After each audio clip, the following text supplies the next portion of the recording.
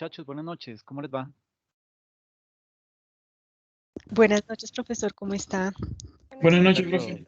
todo? ¿Cómo vamos? ¿Bien, bien? Buenas noches, profe. Hola, ¿qué tal?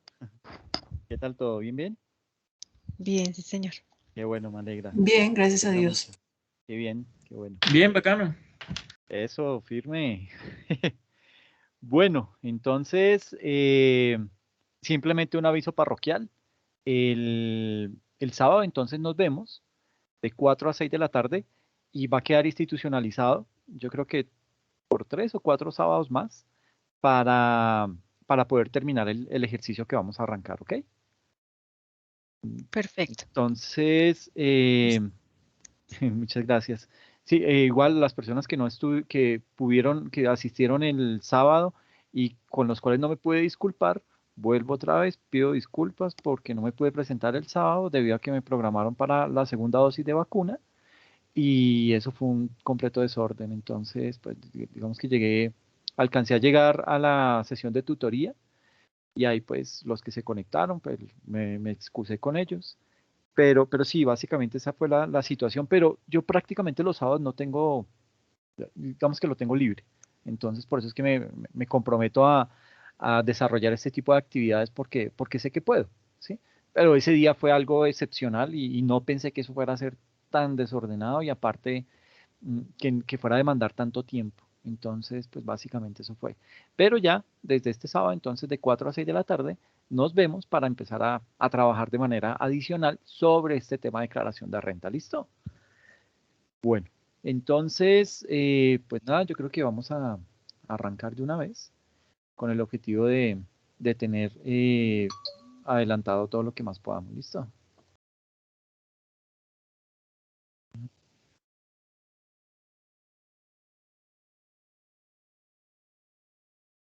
¿Por qué no arranca?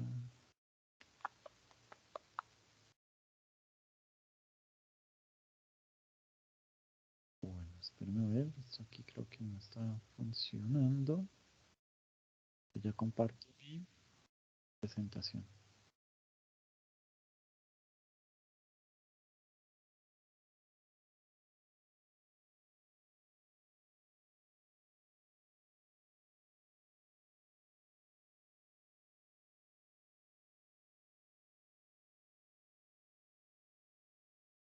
Entonces, la temática pues está clara. Lo que vamos a comenzar a trabajar ya de lleno y de hecho, sumergirnos en todo el tema de lo que es el impuesto sobre la renta. ¿Listo? Y específicamente nos vamos a centrar sobre las personas jurídicas para el año grabable del 2020. Esto va a cambiar. Es decir, lo que veamos hoy, pues digamos que lo que veamos hoy, no, lo que vamos a ver durante todo el desarrollo de las sesiones sobre el impuesto a la renta, pues posiblemente cambie en algunos aspectos en relación a lo que pueda pasar con la reforma tributaria. ¿Ok? Eso como para dejarlo ahí en claro. Es posible que muchas cosas cambien. eh, Algunos beneficios puede que se eliminen, algunas tarifas puede que suban, otras puede que bajen, etcétera, etcétera. Pero digamos que estructuralmente se trata de mantener el mismo comportamiento. ¿Listo?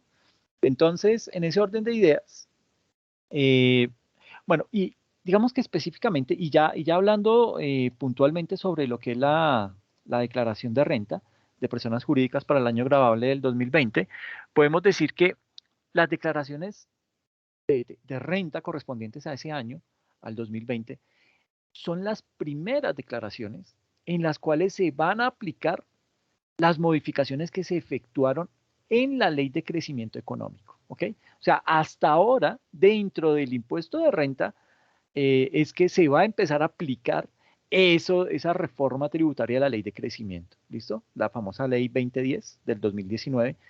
Eh, y básicamente, pues esa ley que hizo, pues recopilar en su gran mayoría las normas que contenía la antigua ley, la antigua reforma tributaria que derogaron, que se conocía como la ley 1943 del año 2018.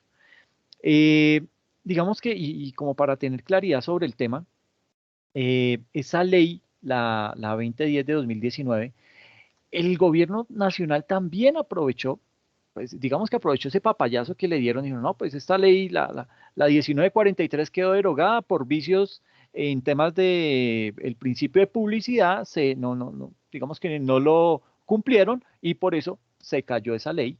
Y entonces dijo, bueno, ok, nos tumbaron esa ley mucho y digamos que eso lo vinieron a declarar inexequible por allá en septiembre, octubre. Entonces digamos que se mantuvo aplicable casi que gran parte del año, 9 meses del año. Entonces ya para la siguiente reforma tributaria lo que hicieron fue heredar mucho de esa reforma tributaria de la ley 1943 que fue derogada y básicamente también aprovecharon para, en esta ley, en la 2010, implementar unos ajustes en materia de impuesto de renta, sobre todo a las personas jurídicas, y entre ellos el cambio de la tarifa general y aprovecharon para meter pues unos beneficios tributarios para sus amigos y también hicieron unas modificaciones a lo que se conoce como las rentas exentas, las reducciones a la tarifa de la renta presuntiva, entre otros aspectos. Entonces, habiendo aclarado eso, vamos a abordar entonces los principales aspectos que se deben tener en cuenta en la elaboración de esa declaración de renta de personas jurídicas para el año gravable. Y esto pues digamos que nos va a permitir comprender todo ese tratamiento de cada una de las casillas que conforman ese formulario 110, que es con el cual se declara renta por parte de las personas jurídicas. Entonces, la temática la vamos a abordar de la siguiente manera. Vamos a ver unos aspectos claves a tener en cuenta. Luego nos vamos a meter con la primera sección del formulario, que es el patrimonio bruto. No me voy a meter con la denominación y eso yo creo que es obvio y pues ahí no le voy a invertir tiempo a eso. Saltamos luego a la sección de pasivos, luego abordamos lo que son los ingresos, los costos y las deducciones, que yo creo que aquí es en donde está el grueso de la situación. Ahora, cada casilla tiene sus particularidades. Y ahorita vamos a ver porque esto lo vamos a manejar con ejemplos y casos prácticos, ¿listo? Pero esto es funcional, bueno, digamos que esto se vuelve columna vertebral. ¿Por qué? Porque esto es lo que en realidad nos va a demarcar a qué vamos a poder, digamos que qué es lo que vamos a poder descontar y qué nos va a poder disminuir el posible pago de renta, ¿ok? Y eso es, aquí también esta sección es la que nos puede llegar a meter en problemas. ¿Por qué? Porque podemos contemplar alguna situación en particular que la DIAN no contempla y por ende no sanciona. Entonces, pues digamos que vamos a tener, esto es digamos que lo más complicado de calcular. Luego vienen otros aspectos en la liquidación, viene lo que se conoce como el régimen sancionatorio, la consulta digital y por última ya el formulario 110 totalmente diligenciado. ¿Listo? Entonces, vamos a arrancar primero por los aspectos claves a tener en cuenta. Entonces, vamos a hablar en primera instancia acerca de las sociedades y entidades sometidas al impuesto sobre la renta, significa eso la ISR. Y digamos que aquí nos toca, y digamos que a lo largo de todas estas charlas, pues vamos a tener que, me van a escuchar hablar mucho acerca del artículo tal, del estatuto tributario, de la ley tal, porque ese es el sustento, ¿ok? Ahí está la justificación del porqué de eso que estamos argumentando. Entonces, digamos que con base en lo que expone el artículo 12 del estatuto tributario, las sociedades y las entidades nacionales son grabadas, ¿sí? Y son grabadas, digamos que en sus rentas, es decir, en los ingresos que ellos tienen, pero también son grabadas en las ganancias ocasionales de fuente nacional, como esas que, digamos que como ganancia ocasional se puede interpretar las originadas de fuente extranjera, puede ser algo de ganancia ocasional, puede ser una venta que usted tuvo de un activo fijo, ¿sí? O de un bien inmueble y lo vendió a un mayor valor y pues ahí se calcula cuál fue la ganancia ocasional. Entonces, digamos que a diferencia de eso, digamos que las sociedades y las entidades extranjeras, porque eso era lo que hacían las entidades nacionales son grabadas tanto en sus rentas y en sus ganancias ocasionales de fuente nacional, ¿ok? Como sobre las originadas de fuente extranjera. Pero las sociedades y las entidades que son extranjeras, esas son grabadas únicamente sobre sus rentas y sobre sus ganancias ocasionales de origen de fuente nacional. ¿Listo? No nos interesa que es que yo allá en el exterior tengo eh, una filial, tengo una sucursal, ella tendrá ya de pronto sus cositas, o yo soy accionista de otra, esa parte pues nos interesa lo que ocurra dentro del territorio nacional, si es que se trata de una sociedad o de una entidad extranjera, ¿listo? Y aquí, sobre ese punto, digamos que para efectos tributarios, se consideran sociedades y entidades nacionales aquellas que durante el respectivo año grabable tengan su sede efectiva en la administración tengan su sede efectiva de administración en el territorio nacional. ¿Ok? Entonces, aquí lo digo, para efectos tributarios se consideran sociedades y entidades nacionales aquellas que durante el respectivo año grabable tengan su sede efectiva de administración en el territorio colombiano, así como aquellas que cumplan cualquiera de los siguientes requisitos, es decir, que tengan su domicilio principal en Colombia y en segunda instancia, haber sido constituida en Colombia de acuerdo con las leyes vigentes en el país. Entonces, eso es lo que se considera como una sociedad y una entidad nacional. ¿Listo? Y aquí hay una pequeña observación o una nota o como le quieran llamar, eh, y va orientado a lo siguiente. Sucede que una sociedad o una entidad no se va a considerar nacional por el simple hecho de que su junta directiva se reúna en el territorio colombiano. Eso no la convierte en una sociedad nacional. ¿Ok? Tampoco la convierte en una sociedad nacional que entre sus accionistas, entre sus socios, suscriptores o similares, como le quieran llamar, se encuentren personas naturales residentes en el país o sociedades o entidades nacionales. Entonces, esos aspectos no, no convierten a ese tipo de sociedades como una sociedad nacional. ¿Listo? Entonces, hay que tener mucha precaución al momento de diferenciar ese tipo de situaciones porque eso se puede llegar a presentar. ¿Listo? Puede ser que tengamos dudas frente al tema y eso, pues digamos que en alguna ocasión puede llegar a derivar en algún tipo de inconveniente.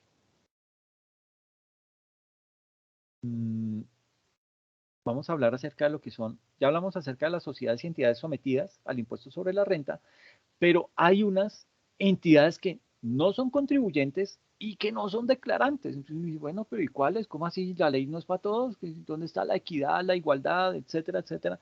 Entonces, hablemos acerca de estas entidades no contribuyentes y no declarantes. Sucede que el artículo 22 del Estatuto Tributario, eh, que básicamente ese artículo fue modificado por el artículo 83 de la ley 2010 de 2019, es decir, la reforma tributaria que todavía está vigente, ese artículo establece que no se consideran contribuyentes del impuesto sobre la renta y tampoco están obligadas a cumplir ese deber formal de presentar la declaración de ingresos y patrimonio las siguientes entidades. Entonces, digamos que aquí en el slide vamos a hablar de cuatro, digamos que vamos a hablar, nos voy a mostrar cuatro que son la nación, pues la nación no es una entidad contribuyente y pues no declara. Las entidades territoriales tampoco. Lo que son las superintendencias no lo hacen. La Cruz Roja no lo, no lo eh, no realiza ese tipo no es contribuyente, ¿sí? Eh, las unidades administrativas especiales tampoco son contribuyentes, las sociedades de mejoras públicas tampoco son contribuyentes, ni las sociedades de padres de familia, ¿sí? Es decir, se crea cuando tenemos los niños en el colegio, ay, ¿quién se quiere meter a la asociación de padres de familia? Entonces uno levanta la mano, pero eso tiene que constituirse, ¿sí? Digamos que se formaliza la creación de ese tipo de órganos al interior del colegio y eso tiene poder, tiene voz y básicamente pues digamos que bajo esa percepción es importante que tenga esa característica, pero por ese hecho de haberse conformado no significa que ellos entonces ahora van a empezar a declarar renta porque es que hicieron una fiesta para el prom y eso le tiene que pagar un impuesto al Estado. No, ellos están exentos de eso. Los organismos de acción comunal tampoco, ¿sí? ¿Qué más? Las juntas de defensa civil no son contribuyentes, ¿sí? Las juntas de copropietarios, administradoras de edificios organizados en propiedad horizontal, las asociaciones de exalumnos, ¿sí? Eso tampoco. Tienen que declarar, se organizan, se constituyen como una asociación de exalumnos, pero no significa que ellos tengan, ese simple hecho no los convierte en contribuyentes. Asociaciones de hogares comunitarios y hogares infantiles que pertenecen o que están adscritos al Instituto Colombiano de Bienestar Familiar tampoco. Las asociaciones de adultos mayores, que son autorizadas también por el Instituto Colombiano de Bienestar Familiar, esas tampoco son contribuyentes. Eh, y toda la parte, digamos, que tiene que ver con las comunidades indígenas, las comunidades negras, ¿sí? Todo lo que son los resguardos, los cabildos indígenas eh, y la propiedad colectiva de las comunidades negras. Ellos digamos que están exentos, o sea, ellos no son contribuyentes y los ampara la Ley 70 de 1993. Entonces digamos que ese tipo de entidades para ellos no aplica el impuesto a la renta y pues digamos que tiene mucho sentido muchas de estas entidades que queden como excluidas de ese tipo de obligación que deberían tener. ¿Listo? Eh, Siguiendo con los aspectos claves, tenemos que hablar acerca de la tarifa general aplicable. ¿Mm? Y digamos que a través de las modificaciones que fueron efectuadas por el artículo 92 de la reforma tributaria que está vigente, es decir, de la ley 2010 del año 2019, y esa, eh, digamos que ese artículo 92 de la ley 2010 que hizo, modificó el artículo 240 del Estatuto Tributario, y ahí entonces que quedó consagrado que se determinó que la tarifa general del impuesto sobre la renta que va a ser aplicable a las personas jurídicas, y cuando hablo de personas jurídicas, pues hago menciones de las sociedades nacionales, de las asimiladas, de establecimientos permanentes, de entidades en el exterior o de personas jurídicas extranjeras que puede ser que tengan o no tengan residencia en el país. Y para todos ellos se configuró que la tarifa va a ser del 32%. ¿Ok? Esa es la tarifa del impuesto sobre la renta para este año 2020, del 32%. Mm, y aquí vienen y empiezan a salir cositas, entonces en la medida que vamos hablando, empiezan a surgir cositas. Por ejemplo, una es la situación de la tarifa que me da la ley, que en este caso es el 32%, ¿sí? Entonces se conoce como la tarifa nominal del impuesto, esa tasa del 32%, pero viene la tarifa efectiva de tributación. Entonces, digamos que como que compiten esas dos, ¿no? Por un lado, la tarifa nominal del impuesto y por otro lado compite la tarifa efectiva del impuesto. Entonces, ¿cuál es la diferencia de esos dos? Sucede que cuando usted está haciendo la declaración de renta, usted tiene unos costos que puede y unos gastos que puede deducir de su pago de su declaración de renta. Es decir, le va a disminuir el monto que tiene que pagar. Pero hay otros que no. Entonces, esos que no puede descontar, esos que no puede deducir, ¿qué tiene? Usted no es que vaya y los borre de la contabilidad. Ah, bueno, esto como no me lo van a deducir, entonces voy y lo quito. No, uno eso no lo hace. ¿Por qué? Porque eso fue un pago que usted tuvo que hacer. Solo que el Estado no se lo reconoce para que lo descuente del impuesto, pero en su contabilidad usted lo tiene que seguir llevando. ¿Ok? Entonces, eso es bien importante. Y digamos que ¿por qué es importante? Bueno, ¿por qué compiten esas dos tarifas? La nominal y la efectiva. Porque para muchas pymes y muchas personas naturales obligadas a llevar contabilidad, por lo general la tarifa efectiva del impuesto es mayor a esta tarifa nominal, que es del 32%. Entonces se hace cálculos que muchas de las pymes en Colombia que tienen que declarar renta están haciendo ese pago bajo una tasa efectiva de tributación, mm, digamos que alrededor del 48 y del 52%. ¿ok? O sea, no están pagando el 32% como dice la norma, no, están pagando muchísimo más. 48, 49, 50, 52% de sus ingresos. ¿Por qué? Porque la mayoría de sus costos y gastos no se pueden deducir. Y entonces comienzan a salir una serie de reglas, una serie de normas que el gobierno ha implementado con el objetivo de qué? De poder recaudar más impuestos. Y una es esa, entonces de empezar a disminuir eh, aspectos que los empresarios no van a poder descontar. Entonces, por ejemplo, a hoy se tiene que si usted tiene, se me fue el porcentaje, eh, digamos que usted a hoy le reconocen de los gastos en que incurre en el desarrollo de su empresa, a hoy le reconocen que un 30% no tenga factura electrónica, ¿sí? Pero el otro 70%, estoy hablando de un porcentaje ahí, porque no me acuerdo la cifra, pero digamos que eso son reglas que empieza a colocar el gobierno nacional y que nosotros como contadores pues debemos tener presente al momento de empezar a quitar, a decirle al dueño de la empresa o al gerente, decir, ay, chiqui, este no, este pago no se puede, porque es que eso no es deducible y digamos que desde ese punto de vista pues no lo vamos a poder descontar de nuestro impuesto de renta, ¿ok? Entonces, pues digamos que hay que empezar a contemplar ese tipo de situaciones. No sé si alguien quería hablar. Profesor, es que tenía una inquietud sobre los porcentajes.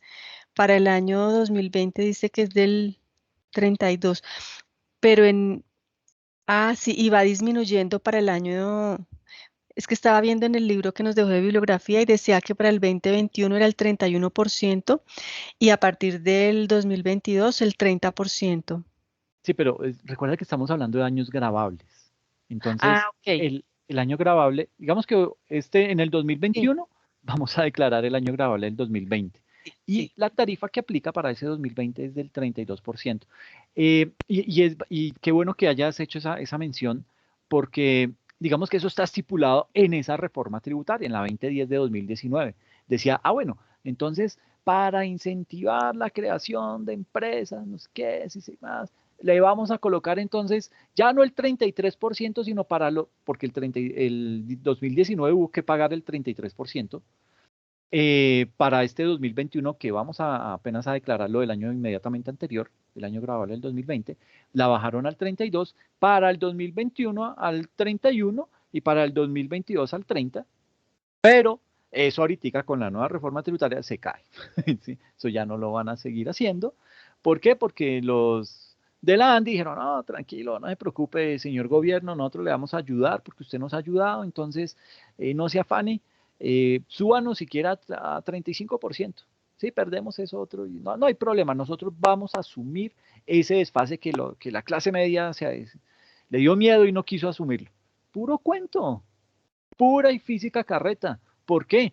Porque así como yo les decía que la tasa efectiva de tributación de de las pymes está bordeando entre el 48 y el 52% de sus ingresos, también hay que decir que las grandes empresas, las multinacionales, ellas sí están aplicando todos los beneficios que les da el gobierno.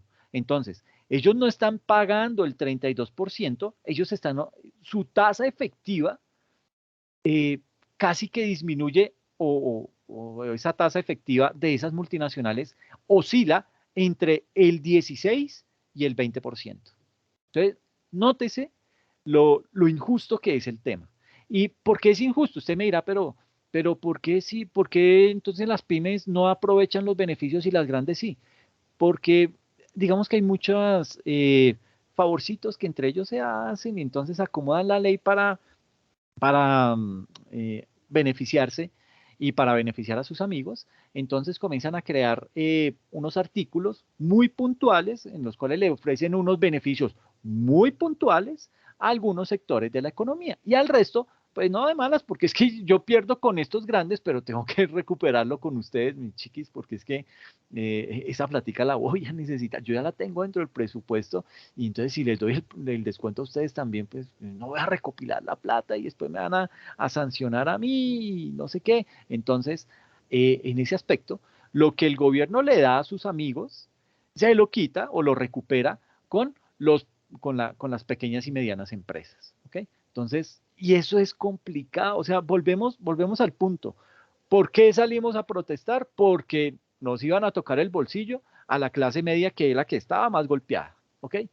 Y ahorita entonces, ¿y por qué no le metieron la mano a los grandes ricos? Porque como son los amigos de ellos, del gobierno, entonces ellos no se, entre ellos no se pisan las mangueras, ellos se protegen. Eso pasó, entonces como era, ay no, la embarramos, hermano, porque con las personas naturales, esos son muchos, y mire el problema que armó Carrasquilla, pero entonces, no, saquemos a Carrasquilla por la puerta de atrás, pero ahorita como va a renunciar la esposa de Gaviria, entonces esa sale de ahí, metemos a Carrasquilla y ya tenemos más poder dentro del Banco de la República. Y todo pasó, todo queda otra vez normal, todo vuelve y se normaliza, esas aguas turbias y esas aguas turbulentas que surgieron a, a mediados de año, ya ahorita se van a calmar y nosotros volvemos y seguimos con lo nuestro. Entonces, por ahora, vamos a castigar a la clase media empresarial, que son las pymes, y que son todas las pymes, bueno, las micro y las pymes, bueno, eso se conoce como las MIPYMES. Entonces, a esas es a las que les vamos a meter la mano en el bolsillo, vamos a sacar la platica y esos son los que nos van a poder dar algo de estabilidad para poder sacar adelante este último año que nos queda de gobierno y nos vamos de este platanal, recogemos la plata que más podamos, lo que nos podamos robar de frente, pues lo hacemos y entonces ahorita que como hay problema con los afganos, entonces levantemos la mano que vamos a recibir porque como eso significa que Estados Unidos va a dar platica para que los tengamos aquí por unos meses, entonces esa platica la cogemos nosotros, los tenemos acá, los metemos a que tengan salud por ahí en EPS, igual no van a estudiar acá porque esa gente piensa así, va a ser una residencia temporal, entonces simplemente vamos a mirar en dónde los vamos a tener, ahí algo, con algún nivel de comodidad, que eso después los devolvemos, los mandamos para Estados Unidos. Entonces, pero sí vamos a recibir esa platica y esa es ahí donde vamos a obtener la ganancia. Y comienzan entonces ellos a favorecerse.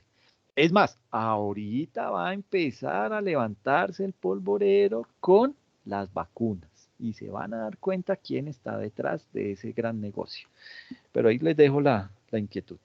Entonces, volviendo al tema, entonces, así como le pretendían meter la mano al bolsillo a la clase media, ¿sí? Grabándole con más impuestos, pues dijo el gobierno, ok, no se pudo con las personas naturales, entonces con las personas jurídicas, a esa clase media de las personas jurídicas es a la que le vamos a meter la mano porque entre amigos no nos tocamos, ¿listo? Eso que les estoy diciendo, eso no solamente pasa en Colombia, eso pasa en casi todo el mundo, ¿ok? Es más, solo para no irnos tan lejos, miremos Estados Unidos. Y uno dice, no, pero Estados Unidos es una tremenda potencia, allá sí hay equidad, es el país de los sueños y no sé qué. Cero, olvídese eso. Allá ellos también tienen las mismas mañas. Entonces, ¿qué pasa? Y nada más búsquese por ahí información que diga cuánto pagó Jeff Bezos por declaración de impuestos en Estados Unidos el año pasado. No alcanzó a pagar ni siquiera el 1%, ni siquiera el 1%, llegó creo que al 0,8 al 0,9% de la tarifa que tenía que pagar. Entonces, si bien es cierto, ellos no tienen una tarifa tan alta, no tienen algo como el 32, ellos, su impuesto a nivel de empresas oscila como en el 21%, bueno, y no es, tampoco para irnos tan lejos, miren lo que le pasaba a Trump. Trump pagaba $700 de impuestos. ¿Ah? Uno de los más ricos de Estados Unidos pagando solo $700 de impuestos. ¿Por qué?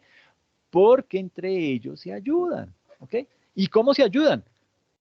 Entonces llega la DIAN de Estados Unidos y comienza a sacar una serie de articulados que empieza a generar beneficios para ese tipo de personas. Entonces, ¿qué hacen? Ellos meten dentro de sus costos deducibles temas personales, que la peluquería, que la máquina de bronceo de Trump, que el injerto de pelo, que todo ese tipo de cosas las mete Trump dentro de su declaración de renta. ¿Para qué? Para disminuir los pagos que tiene que hacer. Y pues allá, como saben que son los ricos, a ellos no los tocan. ¿sí? Entonces se quedan calladitos, simplemente, listo, papito, págueme esos $700 y arreglado el tema. Y cuando van y miran en realidad con detenimiento la declaración, encuentran todo ese tipo de arandelas. Y eso en realidad les ayuda a ellos a disminuir mucho de sus impuestos. Y uno dirá, pero bueno, ¿cómo así que Jeff Bezos, pues el hombre más rico del mundo en este momento, eh, cuánto fue lo que él pagó? Pues si uno mira, pongámosle el 1%. El 1% de sus ingresos, pues eso es un platal, eso sigue siendo millones de dólares que el hombre tuvo que pagar, ¿sí? Pero pudo haber sido muchísimo más, ¿sí? Entonces, digamos que ellos, allá también, ellos comienzan a cuidarse. Entonces, cuando ven, por ejemplo, y eso sobre todo pasa cuando hay gobiernos republicanos. ¿Qué es un gobierno republicano? El Centro Democrático en Gringolandia. ¿Okay? Ese es el republicano. Entonces, cuando hay demócratas, pues es el partido de centro, el partido que ay, si todo es bonito, todo es paz, todo y puro cuento también. Pero cuando hay gobiernos republicanos, esos gobiernos son los que se encargan de no tocar a las grandes empresas, ¿sí? De proteger a las grandes empresas y de ayudarse entre ellos. Entonces, ¿qué pasa? Cuando de pronto la DIAN, es que no me acuerdo cómo se llama el instituto que recauda los impuestos allá, cuando la DIAN en Estados Unidos empieza a hacerle seguimiento o inspección a los más ricos del país, llámese Jeff Bezos, llámese Donald Trump, llámese Mark Zuckerberg, todos ellos puede que no sean del mismo partido. Jeff Bezos es demócrata, Donald Trump es del centro democrático, digo, los republicanos. Eh, Mark Zuckerberg es demócrata, pero digamos que cuando está un republicano en el gobierno, a ellos les va muy bien. ¿Por qué les va muy bien? Porque el gobierno los protege. Entonces les dice, mire, como ustedes son los más ricos del país, yo no voy a molestar la vida a usted, usted siga haciendo sus negocios, págueme algo ahí como para que tengamos algo que mostrar en caso que nos pidan, pero el objetivo es que yo no lo voy a tocar a usted, ni lo voy a investigar, ni nada de eso. Cuando en algún momento el Partido Demócrata intentó hacerle una especie de auditoría a los, como se dice acá en Colombia, a los grandes cacaos de la economía en Estados Unidos, ¿qué hicieron?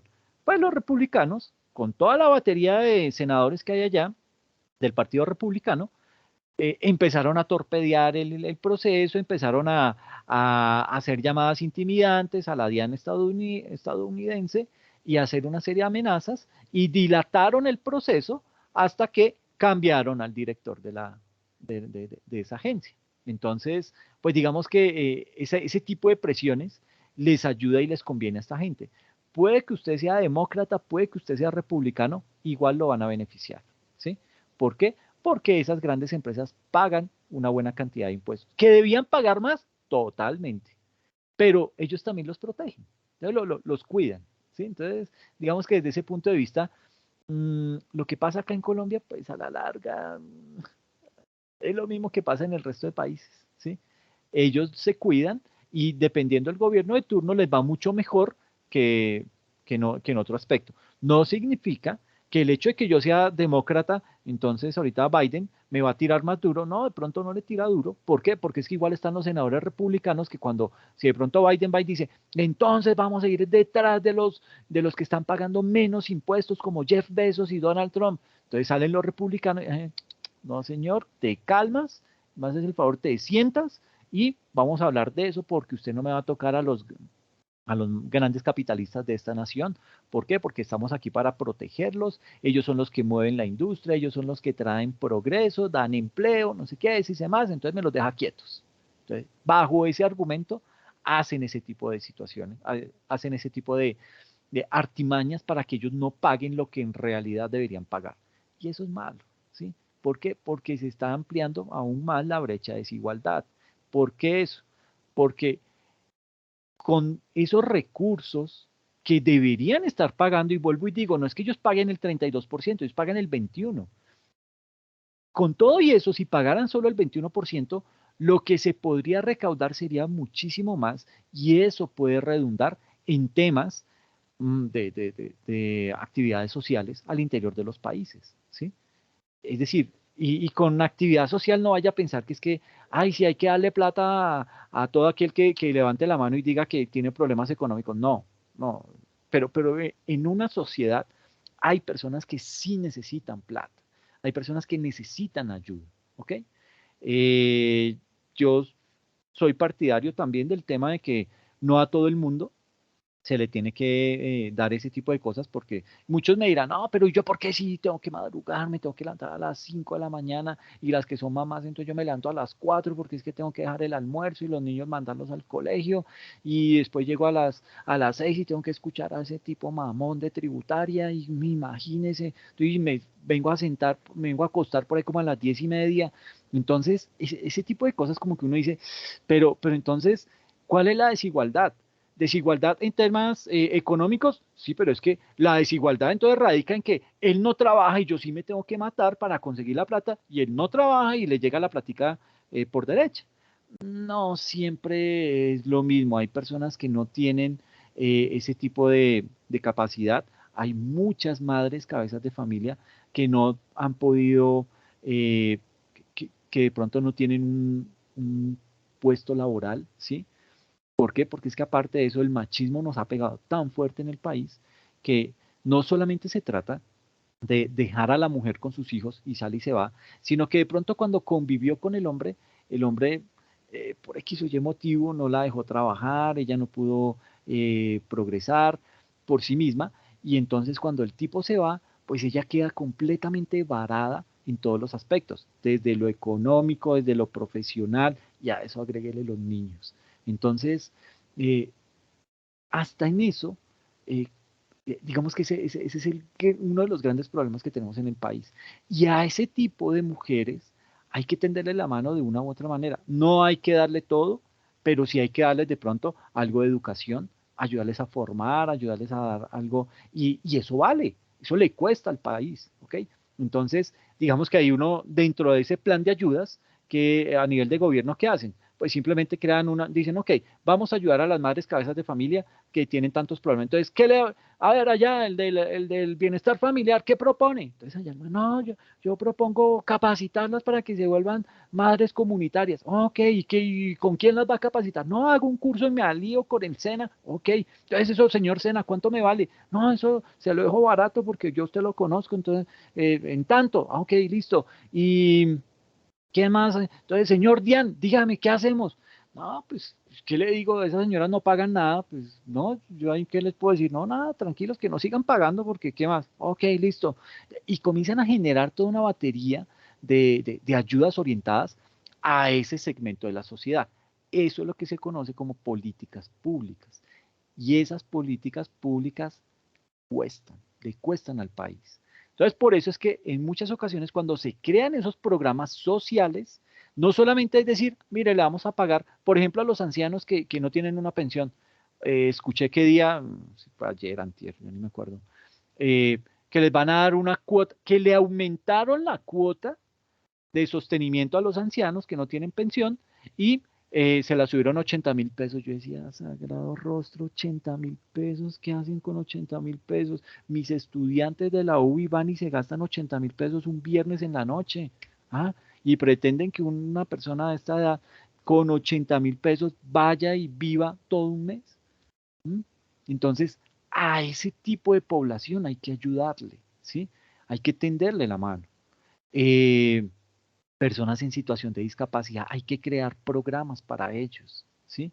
No, vuelvo y digo, de pronto no se necesita que se le pague una cifra mensual, no hay que llegar de pronto a ese tema, pero sí empezar a tratar de igualar la cancha, de equilibrar esa cancha para que tanto las personas que no tienen ningún problema de discapacidad como aquellos que lo están padeciendo puedan tener las mismas oportunidades. ¿Y las mismas oportunidades en qué? En temas de capacitación, en temas de formación, en temas de acceso a empleo, etcétera, etcétera. Entonces, hacia allá es hacia donde se deben direccionar las verdaderas ayudas sociales para ese grupo de personas que están hoy padeciendo ese tipo de situaciones. Diferente a lo que hizo su señor Uribe, que fue decirle a todos los indígenas, mis amores lindos, yo los voy a proteger, porque es que con esto quedó bien a nivel internacional. Entonces, ¿qué vamos a hacer? Yo les voy a pagar una cuotica mensual, no sé la cifra, ¿Qué sí sé? Y cuando fui a Leticia, yo veía a los indígenas en las tiendas, eso en todos los bares, las tiendecitas de allá de Leticia, vivían llenas de puros indígenas. Yo decía, ¿y qué hay? Y es que hay mucho indígena acá. Me dice, no, pues sí hay mucho, pero digamos que ese fue uno de de las cosas malas que trajo el darle plata a las personas, porque ya no trabajan. Entonces, ya no trabajan, la plata la reciben ellos, porque seguimos siendo machistas, y ellos se la gastan, ¿ok? ¿Y se la gastan en qué? En trago, en parranda, y porque eso sí podrán ser muy indígenas, pero esos manes saben tomar y saben divertirse. Entonces, y perdón con la comunidad indígena, no estoy diciendo que todos sean así, ni mucho menos, pero pues digamos que eso fue lo que logré evidenciar cuando estuve en Leticia, y eso pasaba. Y yo decía, bueno, pero ¿y estos manes qué es que les va bien? Y, ¿tienen negocios de coca? Dije, pregunté, pues uno sin saber, pero no, es que el gobierno les da un subsidio, entonces les da plata cada mes porque hay que proteger a la comunidad indígena del país y eso va en detrimento, o sea, imagínense, el hombre recibe esa plata y él la administra, mal, pero la administra. Y la mujer, que es la que tiene que cargar con los hijos, a ella sí le toca salir, limosnear o tratar de ir a hacer trabajos mucho más fuertes, meterse en casas de familia, exponerse a que de pronto la violen, todo ese tipo de cosas pueden llegar a pasar. ¿Por qué? Porque se está dando una ayuda que de pronto no está cumpliendo el verdadero objetivo. Cámbiale las reglas, ¿sí? Ya se sabe que los manes no sirven para eso, pues quíteles a ellos la ayuda y dígale, solo viene y cobra a la mujer. Obviamente, pues no faltará el que le pegue, le diga, dame esa plata y yo hago con esa plata lo que yo quiera y no sé qué. Pero igual, digamos que en algo se ganará, pero el tema va muy mal orientado. Entonces, cuando hablamos de programas sociales, tendemos a tergiversar las cosas. Hay población que en realidad sí necesita esa ayuda. Hay niños desamparados. El Instituto Colombiano de Bienestar Familiar necesita mucha ayuda a pesar de toda la corrupción que hay allá. Pero hay niños, imagínense cómo van a sostener, y digamos que cuando el niño va creciendo en edad, pues es más difícil que lo adopten. Entonces ese niño se perpetúa ahí hasta los 18 años, ¿sí? Que ya le dicen, bueno, papito, salga a ver y defiéndase. Pero antes es una carga para ellos, ¿sí? Entonces, digamos que todo ese tipo de cosas hay que pensarlas y tener perfectamente claro que hay población puntual que necesita de nuestra ayuda. ¿Listo? Entonces, para eso, digamos que dentro de esos recaudos que hace el gobierno nacional, el objetivo está también destinar una cantidad de recursos al desarrollo de programas sociales. También todo el tema que están haciendo ahorita con todos los subsidios de vivienda. Entonces, personas o jóvenes entre 18 y 28 años que tienen, o sea, hasta los 28 años, que tienen trabajo fijo, a ellos les habilitan un canal para poder adquirir vivienda con subsidio de vivienda tanto del gobierno como de la caja de compensación. Y esto obviamente aliviana mucho el valor de la cuota, el valor de la vivienda como tal, y aparte, pues digamos que incentiva al sector de la construcción. Entonces, nótese cómo hay programas que, si bien es cierto, van orientados a suplir una necesidad, a la vez jalonan el desarrollo económico del país, ¿ok? Entre más personas sigan comprando bienes inmuebles, eso ayuda a generar más empleo, despega el sector de la construcción en el país y pues empezamos a ver algo de reactivación económica. ¿Listo? Entonces, básicamente, y tal y como lo comentaban, ay, no me acuerdo quién fue la niña que participó ahorita, ella estaba en lo cierto, decía, ok, si es que me confundí con lo del 32% porque es que eso era para el 2020, pero para el 2021 la van a bajar al 31%. Sí, eso es cierto. Inclusive, para el año grabable del 2022 estaba proyectado que la tarifa iba a bajar al 30%.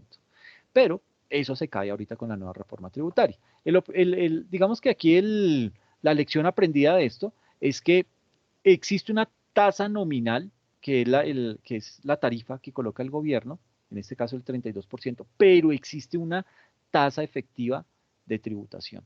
Y esa tasa efectiva de tributación, ¿qué es? Lo que yo tuve, lo que yo pagué de impuesto, lo divido eh, sobre los ingresos y gastos que en realidad tuve en mi organización. para no irme tan lejos, y me da pena porque yo debía haber traído un ejemplito de eso, hablando de tasa efectiva y tasa nominal, pero básicamente, ¿qué hace uno en la parte contable? Suma todos los gastos y costos, ¿sí? Digamos que yo tuve unos ingresos de 100 millones y tuve unos costos y gastos de 70 millones. Entonces me quedó una utilidad neta de 30 millones. ¿Listo? Hablándolo así a grandes rasgos sin meternos en mucho detalle. Entonces, ingresos de 100, costos y gastos de 70, me quedó una utilidad de 30 millones. Eh, Eso en la parte contable. Pero cuando ya empiezo a hacer mi depuración fiscal para decir cuánto es lo que tengo que pagar de renta, entonces me dice, ok, 100 millones de 100 millones de ingresos en la parte contable, entonces 100 millones de ingresos en la parte tributaria. Haga de cuenta que tenemos dos tablitas, ¿sí? Entonces, esas, en la parte contable decíamos que teníamos 70 millones por concepto de costos y gastos en que incurrió la empresa para poder obtener esos ingresos de 100 millones. Entonces, cuando uno hace la declaración de renta, ya esos 70 millones, no todos se van para disminuir el impuesto de renta. Yo tengo que decir, miércoles, aquí yo cometí un error, ay, estoy depreciando la valorización de un bien inmueble que hice cuando hice todo el proceso de convergencia a NIF. Digamos que tenía un bien inmueble que estaba valorado a costo histórico en mi contabilidad en 2.000 millones de pesos, pero como a mí me dijeron que todo eso lo tenía que, si me quiero pasar a NIF, entonces pase todo eso a valor razonable. Y pues el valor razonable era el valor del mercado y yo le dije a un perito que me dijera cuánto valía ese edificio, me dijo que valía 10.000 millones. Entonces, ¿qué hizo? Esos 2.000 millones, que era un edificio que había comprado por allá en el año 2000, ¿sí? Y realizó el proceso de convergencia por allá en el 2015, en el 2014. Entonces ya había depreciado ese edificio en 14 años a una tarifa de 2.000 millones. Cuando le dicen, papito, pásese a NIP, entonces arrancan todo el mundo a correr y trae esa valoración y dice, no, la embarramos, ese edificio no vale 2.000 millones, ese edificio hoy vale 10.000 millones. Entonces, bueno, ahora, lo estábamos depreciando ¿a cuánto? A 20 años. No, y ahora la norma dice que a 45. Entonces, 10.000 millones entre 45, eh, eso le da una cifra, no sé cuánto, pero digamos que le da un monto, ese sería el monto que usted tendría que depreciar ese edificio anualmente. Pero, ¿qué hizo usted? Tomó esos 2.000 que ya estaban depreciados por 14 años, ¿sí? Y cogió y de un momento a otro los convirtió en 10.000 y los empezó a depreciar a 50 años. Entonces, ahí que entiende la DIAN, dijo, no, ¿usted qué está haciendo? ¿Qué le pasa? Puf, le pega una cacheta, le dice, no sea bobo, usted no tiene que hacer eso. Usted no me puede depreciar un autoavalúo. Usted me tiene que depreciar con el valor que venía. Entonces, digamos que en las políticas contables hay que contemplar ese tipo de situaciones. ¿Por qué? Porque si no las contemplo, entonces el contador y el área contable va a arrancar a depreciar sobre un autoavalúo. Y eso no es legal. Ese monto no me lo va a reconocer la DIAN. Entonces, cuando yo empiezo a depurar esa declaración de renta, yo comienzo a separar los costos y gastos y digo, ay, pucha, imagínate. Y suponga usted que somos una empresa de transporte. Somos una transportadora de viajes especiales. Y yo tengo a mi suegra que vive en Bucaramanga y tengo a unos hermanos que viven en Medellín y, ay, yo quiero hacer como una fiesta. Entonces, eh, el bus número 10, venga, hágame un favor, usted se va a ir para Bucaramanga, va a ir a tal dirección y me trae a la suegra y me trae a, a la suegra y a los que ella quiera venir, con los que ella quiera venir, ¿listo? Y usted, el del bus 14, me hace el favor, se va para Medellín y me trae a mis hermanos y a mi mamá, ¿listo? Entonces, agarran ellos dentro, o sea, estoy utilizando, puede que yo sea el gerente de la empresa, soy el dueño de la empresa, ahí está.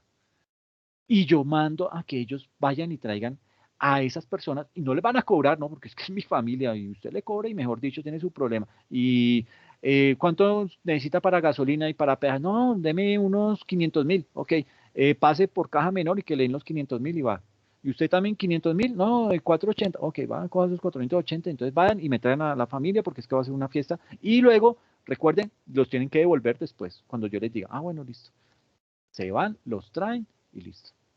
Hubo la fiesta, hubo la, la- la fiesta que se quiso hacer, el agasajo, y a los 3 días los mandé otra vez en los mismos buses y llegaron allá. Entonces, ¿qué pasó? Que yo como gerente le dije al contador, entonces, mire, ¿cuáles fueron? Entonces me dice el contador, bueno, ¿y cuáles fueron los costos y gastos de ese año? No, mire, fueron estos, tan, le paso todas las facturas.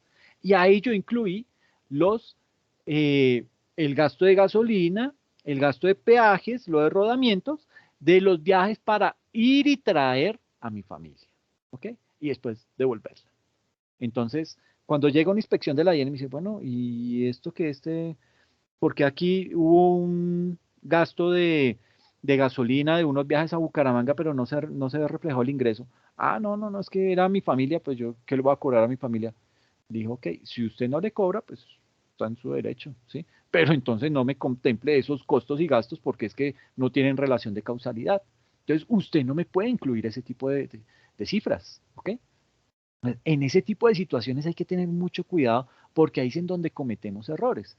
Cuando, si yo por error contemplo esos costos y gastos que no los debía haber contemplado, como la gasolina, los peajes y el rodamiento, por ir y traer a mi familia y devolverla, entonces yo ahí lo que sí debo hacer es descontar eso, o sea, decir, ah, bueno, pucha, los costos y gastos fueron de 15 millones, pero el hecho de traer y devolver a mi familia eso me costó alrededor de 1,5 millones. Entonces, 15 millones menos 1,5 millones me da 13,5 millones. Esos son los 13,5 millones que yo puedo llevar a la parte tributaria y empezar a disminuir mi impuesto de renta.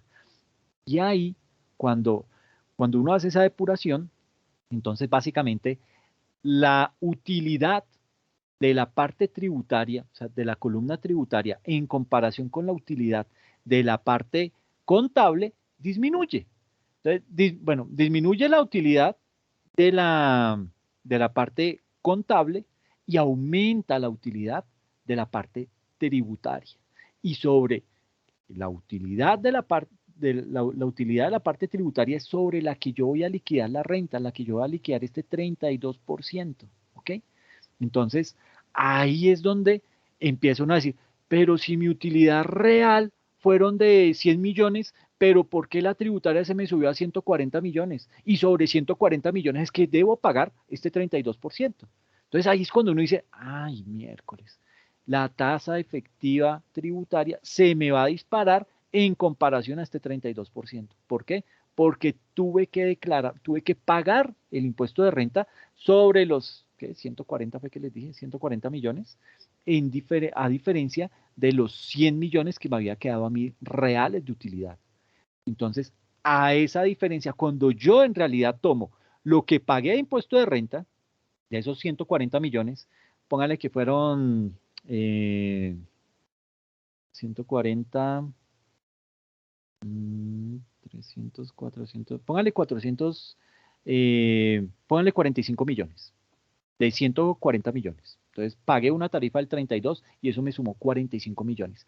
Pero si yo tomo la utilidad contable, ahí voy a hacer una liquidación sobre 100 millones que fue la utilidad, ¿sí? Y sobre esa utilidad sería lo que yo tendría que pagar serían 32 millones, no los 45 millones que me está diciendo la parte tributaria. Entonces, cuando yo divido esos 45 millones entre los 100 millones, voy a encontrar que mi tasa efectiva de tributación no fue del 32%, sino fue del 45%. ¿Ok? A esa parte, a esa tasa efectiva de tributación, es a la que hay que hacerle planeación tributaria. Que eso lo veremos muchísimo más adelante. ¿Listo? Pero obviamente no aquí en sesión de impuestos nacionales, sino en una materia específica que se llama planeación tributaria. Pero básicamente ese es el concepto que hay que tener en claro. Una es la tarifa nominal, que es la que está estipulada por el gobierno, que para el año grabable del 2020 es del 32%, y otra es lo que yo realmente estoy pagando. ¿Ok? ¿Por qué? Porque el gobierno no me aceptó todos los costos y gastos que yo estaba incluyendo, que todos esos costos y gastos en los que yo como empresario realmente incurrí. Solo que como no tienen, el gobierno no le encontró relación de causalidad, no me lo reconoce. Entonces, pues, de malas. Sí, ahí sí, no hay nada que hacer. ¿Listo? Entonces, eso como para tener en claro esta parte de las tarifas. Pero Imagínense que la mayoría de las empresas les aplica la tasa del 32%, ¿sí? Pero hay una tasa especial del 9%. Tú sabes que esa se llama la famosa sobretasa, bueno, perdón, es una tarifa específica que tiene el gobierno para ciertos sectores especiales. Entonces, son 6 sectores, en realidad son más solo que yo los agrupé para que quedara en esta diapositiva, pero ya se los explico. Entonces, ¿a quiénes les aplica la tarifa del 9%? Le aplica a todas esas empresas que prestan servicios por nuevos hoteles construidos o remodelados en municipios de hasta 200.000 habitantes. ¿Okay? Entonces, para este tipo de servicios de nuevos hoteles construidos o de hoteles remodelados en municipios de hasta 200.000 habitantes, la tarifa que ellos van a pagar por renta va a ser del 9%. ¿Okay? Hay otra extensión que dice, para servicios prestados por nuevos hoteles construidos o remodelados en municipios de más de 200.000 habitantes, ¿cuál es la diferencia entre hasta 200.000 y más de 200.000? La cantidad de años que tienen la extensión. Entonces creo que los de hasta 200.000 habitantes tienen una exención creo que hasta por 10 años y los de más de 200.000 habitantes apenas la exención les cubre 4 años. ¿Ok? Pero básicamente esta es el segmento de la economía a los que les aplica una tarifa del 9%. Hay otros también, por ejemplo, los nuevos proyectos de parques temáticos, parques de ecoturismo y agroturismo y nuevos muelles náuticos. A este tipo de empresas que desarrollen esta actividad económica les aplica una tarifa del 9%. ¿Listo? Servicios prestados en parques temáticos que se remodelen o amplíen, también les aplica una tarifa del 9%. Dime. Perdón, profe. Sí. ¿Usted está mostrando algo? Porque es que la pantalla mía está en negro. Ay, miércoles, sí, yo estoy mostrando una diapositiva. No. Yo sí la veo, profe. Sí, ¿Sí? se ve. Sí, profe, ahí se ve. Pero yo sí no, profe. Entonces, ¿sabes qué toca? ¿Me salgo y vuelvo y entro? Sí, ay, perdón. Ok, Ya lo profe. porfa, no voy a seguir hasta que vuelvas a entrar. Eso sí, cuando entres me avisas porque yo estoy aquí mirando la diapositiva. Sí, porque si no, no me deja entrar. Gracias, No, profe. Voy a tranquila. salir. Ok, dale. Sí, el tema de la tasa efectiva y la tasa nominal es un tema bien interesante de entrar a analizar. Uno muchas veces encuentra temas desiguales. Ay, no sé si alguien le puede dar a admitir.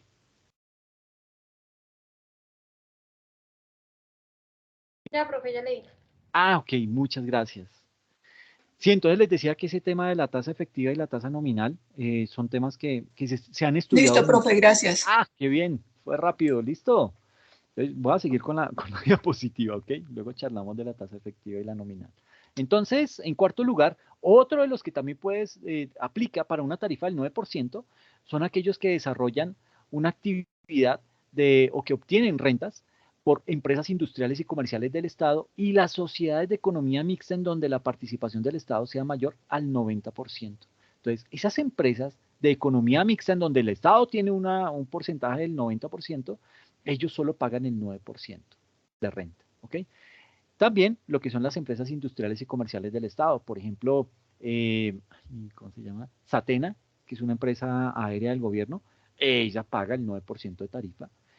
Tenemos también lo que es la Administración Postal Nacional, es el servicio de correos, los servicios postales nacionales se llama, también paga el 9%. El Banco Agrario, que es del gobierno, paga una tarifa del 9%. Entonces, digamos que ese tipo de actividades que desarrolla las empresas estatales se ven beneficiadas también con una tarifa del 9%. ¿Listo? ¿Qué otros? Los cultivos de rendimiento tardío. Esas empresas o esos agricultores que se dedican a cultivar este tipo de productos de rendimiento tardío y que se considera un cultivo de rendimiento tardío. Aquellos cuya producción comienza después del segundo año de sembrado. Imagínense cómo va a cosechar 2 años después. ¿Ah? Pero, ¿qué productos hacen eso? El cacao, el caucho, el aceite de palma, entre muchos otros. ¿Okay? Entonces, ese tipo de cultivos tienen solamente una tarifa del 9%, que no, pues es que ese man ve la plata es cada 2 años, entonces pues él va a castigar, entonces ahí como que medio le acomodan, pero también digamos que ahí va como oculto una especie, y eso lo muestra el gobierno así como, no, mire que sí estamos impulsando el campo, que es solo este sector, pero bueno. Y todo lo que son las empresas editoriales. Ese tipo de empresas editoriales solamente pagan el 9% y no el 32% como está la tarifa normal. Pero aparte de eso, aparte de la tarifa del 32% y de esta tarifa excepcional del 9%, existe una sobretasa para lo que son las instituciones financieras. Sucede que a través de la sentencia C-510 del 29 de octubre del año 2019, la Corte Constitucional declaró la inexequibilidad y cuando la Corte Constitucional declara esa inexequibilidad, ¿qué hace? Ella puede decir que esto sea inmediatamente o a partir del mes siguiente o a partir del próximo año, pero esta la sacó con efecto inmediato, ¿ok?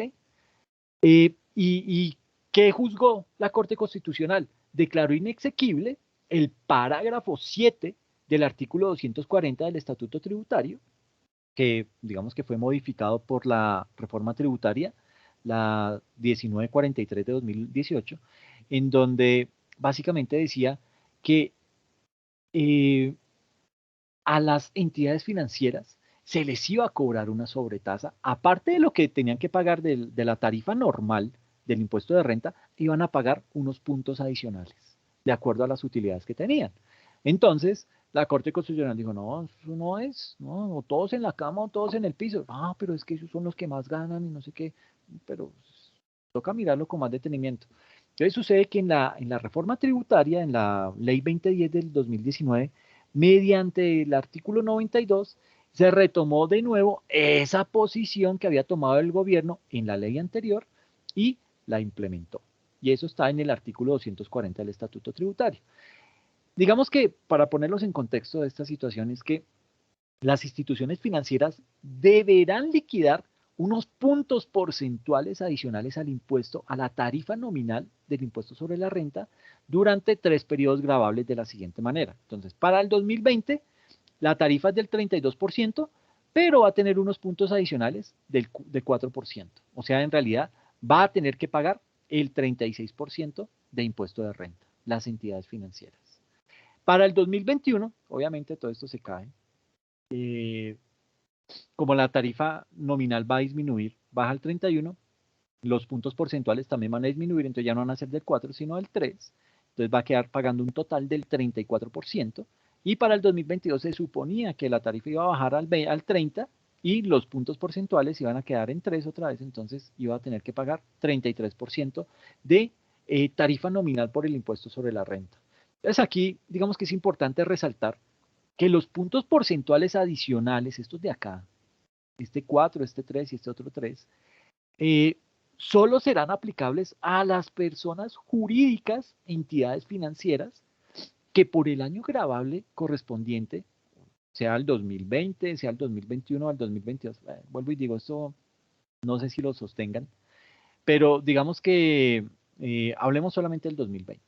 El 2020, tarifa al 32% y 4 puntos porcentuales de más, o sea, van a terminar pagando las entidades financieras 36% por declaración de renta. Pero eso aplica para las personas jurídicas, entidades financieras que por el año gravable correspondiente, o sea, el 2020, tengan una renta gravable igual o superior a 120.000 VTs. Eso equivale mal contado como a 4.300 millones de pesos, ¿ok? Para este año, para el 2020. Entonces, toda entidad financiera que tuvo ingresos superiores a 4.300.000 millones de pesos, esas entidades van a tener que pagar estos 4 puntos porcentuales de más. O sea, no es para todas las entidades financieras, es para aquellas que cumplan ese tipo de condición. ¿Okay? Entonces, pues digamos que si bien es cierto, no a todos les va a aplicar, pues al que le aplique le va a doler, ¿sí? Pero igual ellos tienen muchos beneficios. Entonces, tal y como les decía, esa tarifa del 32%, tranquilamente una entidad financiera la convierte en un 14, en un 16%. ¿Ok? Que con los 4 puntos porcentuales, ok, sí, 20%, bueno, igual va a estar por debajo de la tarifa normal. Pero, pues digamos que esa es, así está la norma. ¿Listo? Además, esa sobretasa, estos 4 puntos porcentuales de más, van a estar sujetos a un anticipo del 100% que va a ser calculado sobre la base gravable del impuesto sobre la renta que se liquida para el año gravable inmediatamente anterior. ¿Okay? Y ese anticipo, digamos que va a tener que pagarse en 2 cuotas iguales anuales en los plazos que fije el gobierno nacional. Y por tema de, digamos que este tipo de recaudo que se hace a nivel de impuesto de renta de las entidades financieras, el recaudo por concepto de esta sobretasa a las instituciones financieras, pues eso no es que vaya a ir al bolsillo del gobierno directamente, sino que va a ir a contribuir directamente un rubro especial que se denomina bienestar y mejoramiento de la calidad de vida de la población. Y ahí, ahora eso es como tan grande y tan amplio, el mejoramiento, bueno, el bienestar y mejoramiento de la calidad de vida de la población, pues ahí usted puede decir, no, sí, yo estoy mejorándole la vida a la población simplemente dándole 80.000 pesos a los ancianos. Ah, pucha, bueno, si eso es, pues, ¿sí? ¿Qué más se le hace?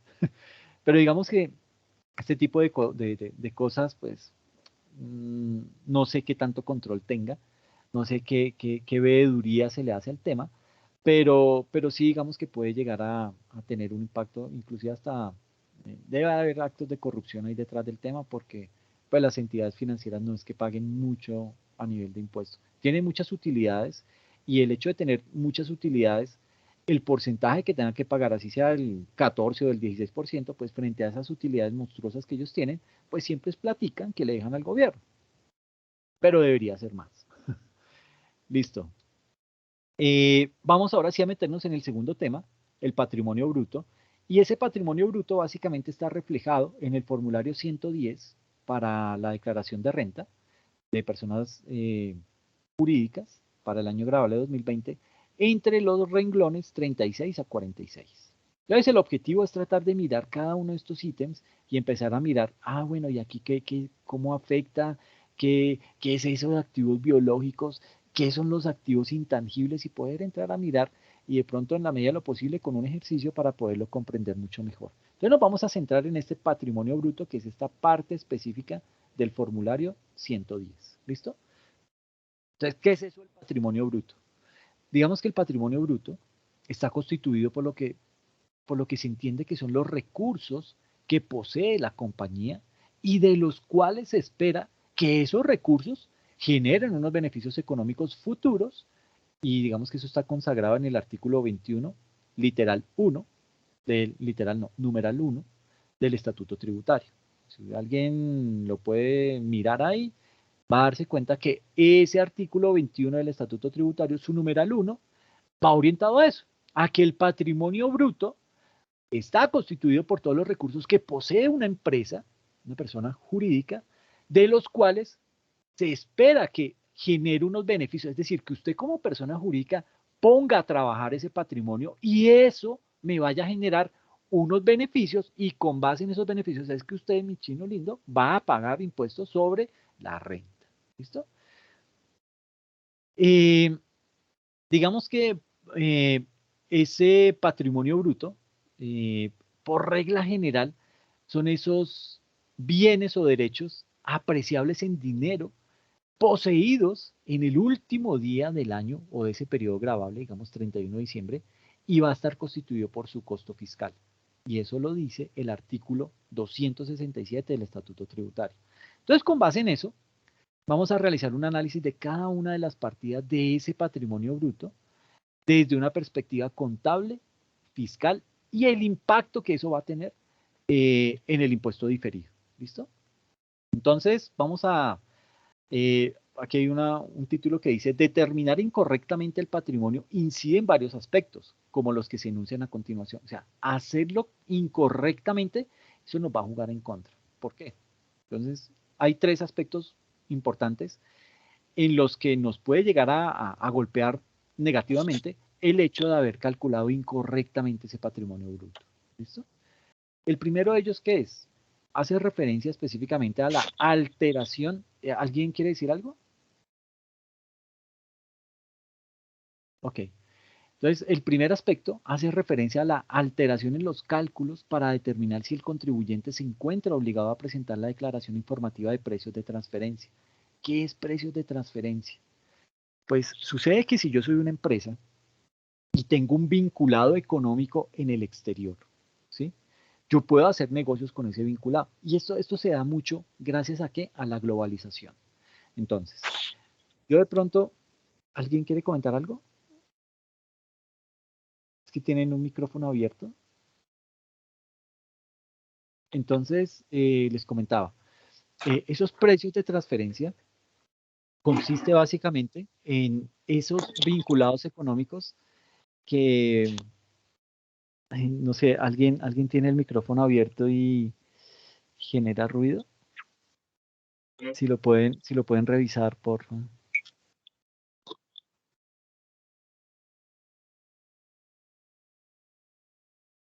Bueno, entonces les decía que esos precios de transferencia básicamente hacen referencia a esos negocios que yo tengo con otras empresas en el exterior. Y digamos que a nivel de precios de transferencia, eh, cuando uno habla de precios de transferencia, ¿qué es? ¿Cómo lo entiende el gobierno? Como una planeación tributaria agresiva. Y en términos coloquiales, ¿qué es una planeación tributaria agresiva para el gobierno? Evasión de impuestos. ¿Sí? Es lo primero que entiende el gobierno. Bueno, no tanto evasión, elusión de impuestos. ¿Ok? Y la ilusión, pues básicamente es poder utilizar vacíos en la norma de los cuales yo me aprovecho para pagar menos impuestos. Que a la larga, pues eso también lo tipifica la ley como un delito. ¿Listo? Pero, pero digamos que es básicamente eso. Entonces, con los precios de transferencia, se puede llegar a utilizar ese tipo de planeación tributaria agresiva en donde, ¿qué? En donde yo lo que hago es hago esas transacciones con otra empresa del exterior y posiblemente ahí estoy haciendo algo mal. ¿Qué puede ser algo mal? Yo tengo, yo traigo mercancías de China, pero sucede que el gobierno nacional le puso una restricción, le cobra más impuesto a los productos chinos porque son más baratos, porque son de mala calidad, porque la razón que sea. Entonces le puso una tarifa mucho más alta que si fuera un producto que viene de otro país. Entonces yo que tengo negocios con los chinos, digo, venga, me subieron el impuesto, pues pucha, ¿qué hacemos? Entonces alguien por ahí dirá, no, pues tranquilo, mire, simplemente usted coja esa mercancía, no la traiga a Colombia porque todo va a venir etiquetado como Made in China, ¿sí? Pues obviamente no deberá decir Made in China porque pues, ellos no hablan inglés, estar en sus garabatos hecho en China. Entonces más bien, no lo traiga directamente de China, sino tráigalo, mándelo de China a, qué sé yo, a Honduras. En Honduras montamos otra empresa y allá recibimos la mercancía porque Honduras no le tiene, digamos que Honduras y China están haciendo un acuerdo comercial, entonces ellos tienen una tarifa más bajita. Entonces, ¿qué pasa? Yo reetiqueto la mercancía. Entonces digo, la mercancía ya no viene de China, sino la mercancía viene de Honduras. Y Honduras aquí no tiene ese tipo de sanciones. De pronto, si hay un tratado de libre comercio con Honduras, entonces puede ser que yo diga, ah, no, mire, me apunto, me acojo a ese tratado y voy a pagar menos o voy a tener unos privilegios de los cuales me puedo llegar a aprovechar. Pero básicamente a eso hace referencia a esos precios de transferencia, esos negocios que tengo en el exterior con otros vinculados económicos que me permite de alguna manera poder tener algún tipo de beneficio. ¿Listo? Pero no es la única forma de poder equivocarme o calcular incorrectamente el patrimonio bruto. Bueno, aparte de estos precios de transferencia, los vigila muchísimo la DIAN. ¿Ok? Entonces, lo trajo de Honduras, muestra a ver, dígame cuál es la empresa, y va hasta allá, y mandan, hacen videollamadas, no sé qué, y muéstreme usted a qué se dedica, y muéstreme a ver la Cámara de Comercio de allá, a ver si dice que en realidad usted se dedica a ese tipo de actividad comercial. Pues una empresa de esas tiene todo eso muy organizado y sabe cómo defenderse. Entonces, digamos que es muy difícil tratar de encontrar eso, pero lo han encontrado problemas desde el punto de vista de los precios de transferencia y eso hace que el patrimonio bruto se calcule mal y trae inconvenientes. Ya los vamos a ver. ¿Qué otra forma, eh, digamos que, cómo puedo yo determinar incorrectamente el patrimonio? de esta otra manera. Irregularidades al momento de establecer si en la declaración de renta o de ingresos y patrimonio debe consignarse la firma de un contador público. Y al respecto, el numeral sexto del artículo 596 del Estatuto Tributario señala que se debe presentar la declaración de renta con firma del contador público cuando el patrimonio y los ingresos brutos del contribuyente sean superiores a 100.000 VTs, que para el año gravable 2020 equivale a 3.561.000 pesos. Entonces, si tengo ingresos brutos a esas 100.000 VTs, o sea, a mayores a 3.561.000 pesos, mi declaración debe ir firmada por contador público. ¿Okay? Si no va firmada, se toma como no declarado, así lo haya pagado, me dirán, me dicen en la DIAN, no, pero eso usted debía firmarlo por contador público y no está firmado, entonces se toma como una declaración no presentada.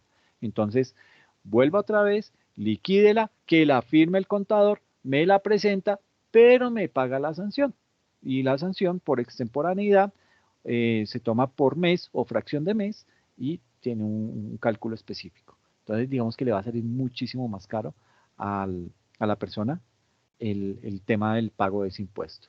Y la última tiene que ver con la alteración en el cálculo de la renta presuntiva de los periodos siguientes de acuerdo con las especificaciones del artículo 188 y 189 del Estatuto Tributario.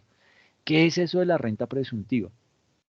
Pues básicamente la renta presuntiva es como un castigo que le dan al empresario. ¿Por qué? Porque, y eso se presenta mucho ahorita en las declaraciones de renta que van a hacer las empresas. ¿Por qué? Porque el 2020 fue un año atípico. Fue pésimo a nivel de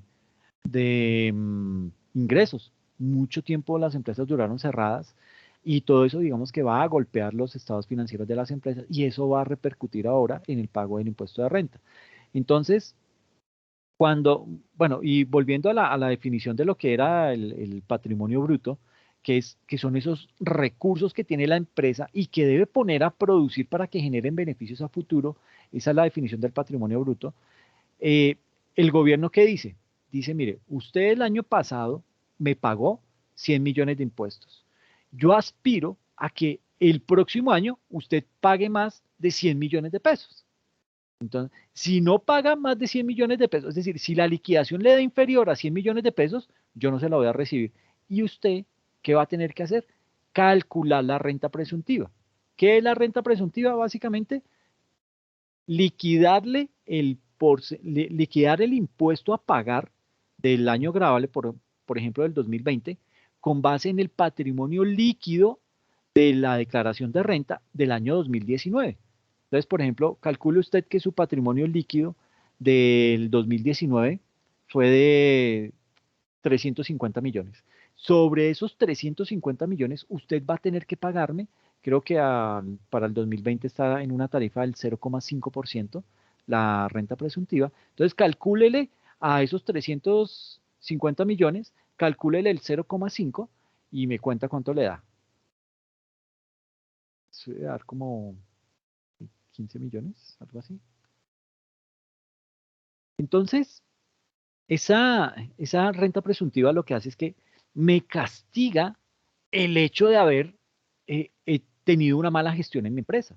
¿Ok? Entonces me dice, como usted no pudo generar más de los 100 millones que me había pagado el periodo anterior, y si usted me liquida la renta presuntiva, que da en este caso como 150 millones, y lo que me va a pagar de impuesto es menor, entonces me paga lo de la renta presuntiva. Entonces uno dice, miércoles, o sea, ¿qué tengo que hacer? No, pues hermano, señor empresario, párese en las pestañas y póngase a vender productos, porque si no le toca pagar con base en la renta presuntiva, aunque en la reforma tributaria, la 2010 de 2019, se supone que para el próximo año la tarifa de la renta presuntiva va a ser del 0%. Falta ver cómo queda con esta reforma tributaria, que según he escuchado, la van a subir al 2.5. Entonces falta ver si en definitiva queda así o qué tipo de ajuste le van a hacer. Pero básicamente eso era el tema de la renta presuntiva. ¿Listo? No sé, preguntas que tengan hasta ahí. Estoy hablando y hablando y hablando y no sé si he sido claro o en algunas cositas me he quedado corto. No, profe, gracias. Al menos yo estoy entendiendo. Gracias, profe. Ok, perfecto, listo. No, profe, pues el tema siempre es extenso y toca prestarle mucha atención a lo que tú dices. Ok, perfecto, Si listo. estamos callados es porque estamos poniendo atención, profe. Ah, bien, sí, sí, sí, es que a veces me asusto y digo, los estoy durmiendo. Y no hay nada peor para un profe que dormir a sus estudiantes. Entonces, siguiendo con el tema del patrimonio bruto, digamos que resulta bien importante definir correctamente ese patrimonio bruto. Y obviamente si defino bien el patrimonio bruto, pues me va a quedar fácil determinar el patrimonio líquido al final del año. Entonces, digamos que para poder elaborar la declaración de renta de las personas jurídicas para el año grabable del 2020, es muy importante definir correctamente ese patrimonio bruto y ese patrimonio líquido. ¿Por qué? Porque eso va a influir de ahí para abajo en todos los cálculos tributarios que yo vaya a hacer. Si se dieron cuenta, ese formulario 110, la primera sección es el patrimonio bruto. Entonces, si algo hacemos mal ahí, de ahí para abajo, ¡pum!, todo nos va a quedar mal. Entonces hay que tener mucho cuidado, ¿listo? Entonces, digamos que determinar incorrectamente ese patrimonio, pues incide en aspectos como, el primero, la determinación incorrecta de la obligación de presentar la declaración informativa de precios de transferencia, en primer lugar. En segunda instancia, dificultad para establecer si la declaración de renta o de ingresos y patrimonio debe estar firmada por un contador público. En cuarto, la alteración del cálculo de la renta presuntiva de los periodos siguientes a causa de patrimonio líquido equivocado. Y la cuarta, que la obligación de asumir una renta por comparación patrimonial a causa de un incremento no justificado del patrimonio líquido. Entonces, digamos que eso, ¿qué va a generarle? Alertas a la DIAN. La DIAN, y muchos de ustedes ya se han dado cuenta, por lo menos a nivel de personas naturales, ya nos está mandando una liquidación sugerida. Entonces, ¿por qué lo hace? Porque ellos ya tienen toda la información. Entonces, por medio de facturación electrónica, por medio de información exógena y por medio ahora de nómina electrónica, pues va a tener ya mucha información con la cual ya nos puede decir, mire, con base en esta información, usted me debería pagar tanto. Ahora, ¿qué hago? Como contribuyente, yo debería entrar y decir, ah, ok, pero espérame porque tú sumaste solo los ingresos, ahora yo tengo que decirle, mis gastos fueron estos, entonces deduzcamos y lleguemos a un acuerdo de lo que yo realmente le tengo que pagar al Estado. ¿Listo? Entonces, hacia allá, pues digamos que es hacia donde se enfoca el tema. Entonces, eso es lo que tiene que ver con el patrimonio líquido, con el patrimonio bruto. Pero ese patrimonio bruto, digamos que lo conforman varios componentes. El primero de ellos se denomina lo que es el efectivo y el equivalente al efectivo. ¿Listo? ¿Qué es eso del efectivo y el equivalente al efectivo? Básicamente, esta es la partida más sensible de los estados financieros. ¿Por qué? Porque por su naturaleza, esta partida no admite ningún tipo de estimaciones. ¿Okay? Esto es lo que muestra el extracto o lo que muestra la tasa representativa del mercado cuando usted hace operación en dólares o en otra o en moneda extranjera. Eso no admite ningún tipo de estimación, es muy exacto. ¿Listo? Entonces, ¿esto qué quiere decir? En palabras cristianas, esto simplemente quiere decir que los estados financieros siempre deben reflejar fidedignamente el saldo de los valores que estén en poder de la entidad. ¿Listo? Ahora bien, respecto al tratamiento fiscal, porque vuelvo y les digo, una es la parte contable que nosotros tenemos en nuestros libros de contabilidad y que lo llamo muy ordenadito y muy chévere, pero otra es el tratamiento fiscal que yo le debo dar a esa información contable. ¿Por qué? Porque tengo que depurar lo que realmente voy a poder deducir y con base en eso voy a pagar la declaración de renta. Entonces, digamos que ese tratamiento fiscal en la declaración de renta va a tener que registrarse el valor patrimonial de los saldos de esos recursos que posee la empresa al 31 de diciembre de cuándo? Del 2020. Obviamente, pues va a ser unos saldos que van a representar una liquidez inmediata para la entidad. Entonces, ¿qué se considera efectivo y equivalente al efectivo? Entonces, como lo decíamos anteriormente, el efectivo se compone de los recursos que cada entidad mantiene con una disponibilidad inmediata. ¿Listo? Y como cuáles puede ser qué me puede llegar a conformar el efectivo. Puede ser monedas, billetes, divisas, ¿sí? El dinero que se tenga en las cuentas de ahorro, el dinero que se tiene en cuentas corrientes, es decir, los rubros asociados a esas partidas que conocemos como caja o bancos. ¿Listo? Y los equivalentes al efectivo, porque ahí estamos simplemente entrando con lo que es el efectivo. Todo lo que se tenga como monedas, billetes, divisas, dinero y todo aquello que se tenga en las cuentas de ahorro y cuentas corrientes. Eso es lo que se agrupa en este efectivo. Pero hay unos equivalentes al efectivo, ¿ok? ¿Qué son esos equivalentes al efectivo? Son esas inversiones que son fácilmente convertibles en efectivo y que no pueden clasificarse como efectivo, ¿ok? Entonces usted dirá, pero este man, ¿qué me está diciendo? O sea, es equivalente al efectivo porque se parece al efectivo, pero no es el efectivo. Sí, parece un juego de palabras, pero en realidad es eso. No es efectivo porque no tengo la disponibilidad ya, ¿sí? Pero es un título que en menos de 90 días se va a convertir en efectivo. Entonces, lo que me dice la norma es eso, ese tipo de inversiones que prontamente, es decir, antes de 90 días, se le va a volver efectivo, métalas en este rubro, en efectivo y equivalentes al efectivo. ¿Ok? Entonces, eso como para tenerlo ahí bien presente. Entonces, componentes de ese efectivo y equivalentes al efectivo.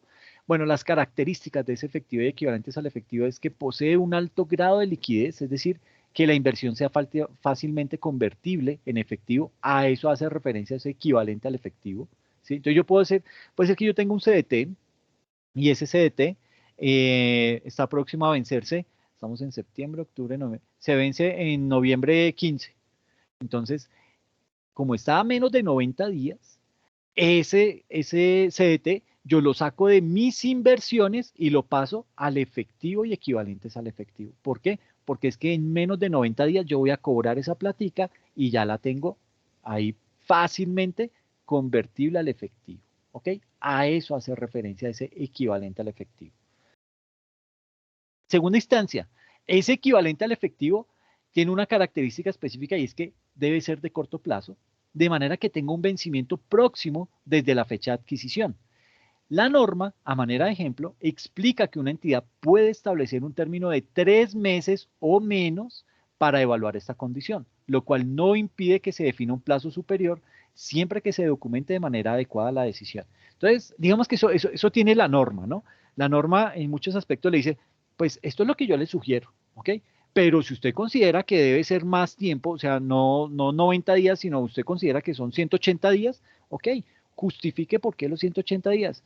Ah, no, porque es que yo hago muchas transacciones y tengo mucho efectivo, entonces yo vivo metiendo la plata y no sé qué, la justificación que sea. Entonces, usted eso lo documenta en sus políticas contables, diciendo, yo no voy a convertir, mi equivalente al efectivo no es aquellos títulos que se vencen en 3 meses, sino yo contemplo aquellos que se vencen en 6 meses o menos. Esas inversiones yo las paso directamente al efectivo y equivalente al efectivo. ¿Listo? Y el otro aspecto es que su valor debe estar sujeto a un riesgo insignificante de cambio. O sea, que no vaya a tener una variación fuerte con el paso del tiempo. ¿Listo?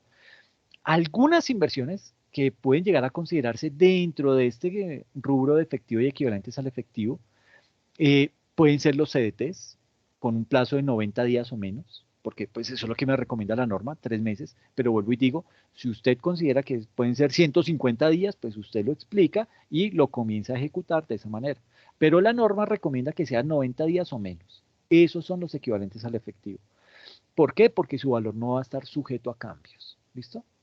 Y de esa manera, pues las partidas comúnmente encontradas dentro de esa cuenta de efectivo y sus equivalentes al efectivo son la caja general, los bancos, y con bancos estamos haciendo referencia a bancos en moneda nacional y bancos en moneda extranjera, las cuentas de ahorro, los fondos y certificados de depósito a término, las remesas en tránsito, etcétera, etcétera. Entonces, digamos que eh, solo para hacer un poquito de énfasis, vamos a mirar lo que son los depósitos en cuentas corrientes de ahorro y lo que son los bienes en moneda extranjera.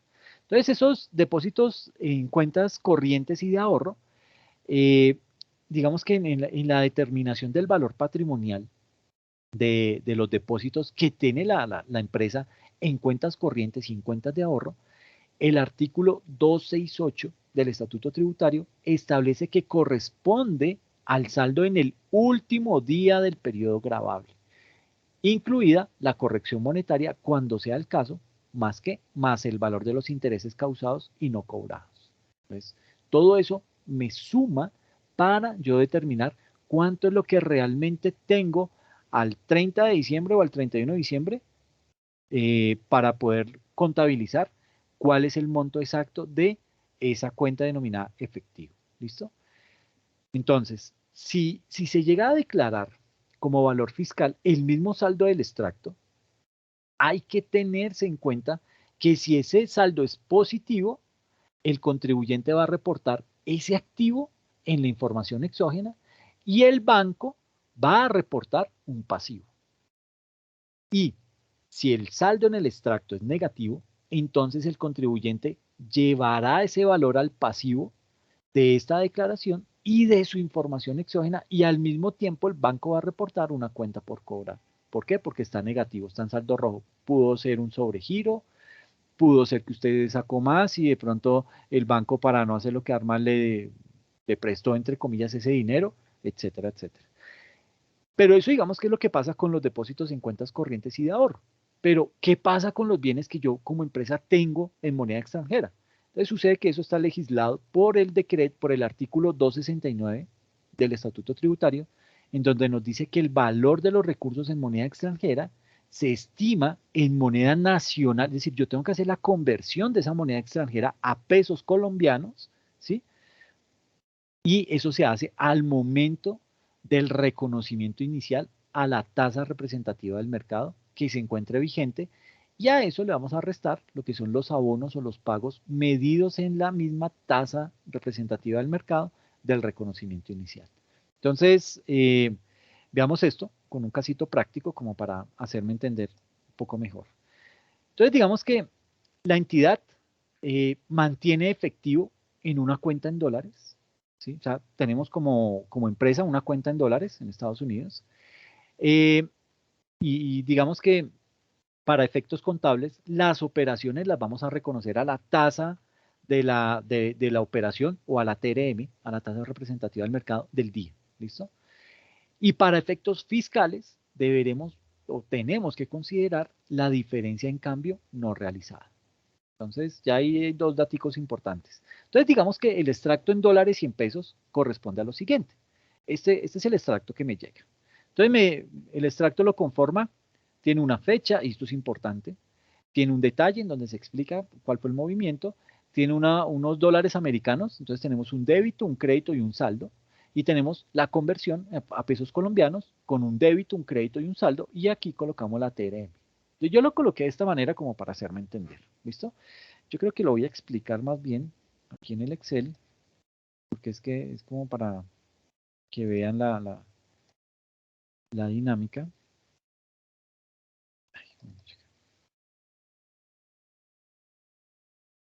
Entonces, es esto.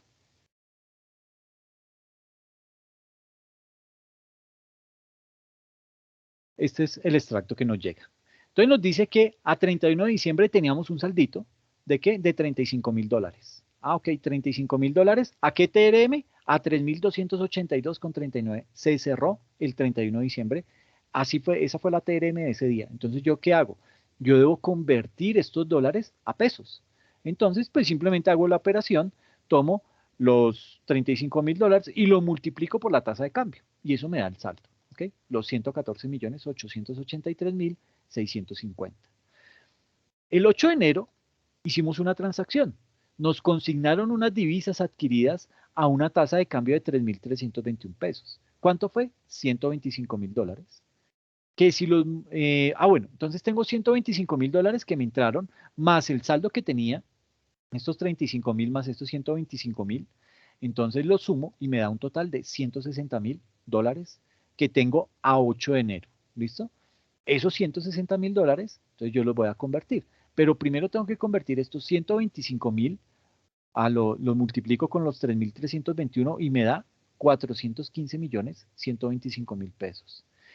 Y el saldo que tengo en pesos es estos 114 millones más estos 415 millones, me da 530 millones 8.650 pesos. Es el saldo que tengo al 8 de enero. ¿Listo? ¿Qué pasó el 11 de enero? Tuve que hacer un pago de facturas a un proveedor. Entonces tuve que pagarle 87.112 dólares. Entonces son 160.000 dólares menos 87.112. Tengo en mi saldo 72.888 dólares. Si convierto estos 87.112 a pesos, los debo multiplicar por esta tasa de cambio de 3.253 y me da un valor de, en pesos, 283.452.866. Entonces, ¿cuál es mi saldo? Tenía en cuenta 530 millones, pero pagué 283 millones, entonces mi saldo definitivo a hoy, a 11 de enero, es 246.555.784 pesos. Entonces, nótese que toda transacción que estamos haciendo, tanto en dólares como en pesos, la estamos convirtiendo, la estamos llevando al valor del día que es, ¿con base en qué criterio? En la TRM de ese día. ¿Listo? El 15 de enero, ¿qué pasó? El 15 de enero recibió de caja, tiene un recibo de caja, número 123, de un pago que efectuó un cliente. ¿Por cuánto? Por 115.432 dólares. Entonces, 115.000 más el saldito que tenía aquí de 72.888 me da un total de 188.320 dólares. ¿Ok? Lo mismo hago para convertirlo en pesos, solo que tengo en cuenta esta TRM. Entonces tomo los 115.432 dólares que ingresaron, los multiplico por estos 3.278 y me da 378.481.905, que sumado al saldo que arrastraba de 246 millones, más estos 378 me da un saldo total de 625.037.689 pesos. ¿Ok? ¿Y qué pasó el 28 de enero? Llegó un giro, realizamos un giro a un banco para monetizar. Entonces le dice, sale de nuestra cuenta 115.000 dólares, tenía 188.000 dólares, menos estos 115.000 me queda un saldo de 73.320 dólares. Entonces debo liquidar eso a pesos. 115.000 por 3.115, que es la TRM del mercado, me da 358.225.000, que si se lo resto al saldo que traía de 625 menos estos 358, me da un saldo de 266.812.000. Y el día... ¿qué pasó? El día 31 de enero se hizo una medición de diferencia en cambio al cierre, al fin de mes. Entonces teníamos un saldo de 73.320 al 28 de enero y terminamos ese mes con ese mismo saldo.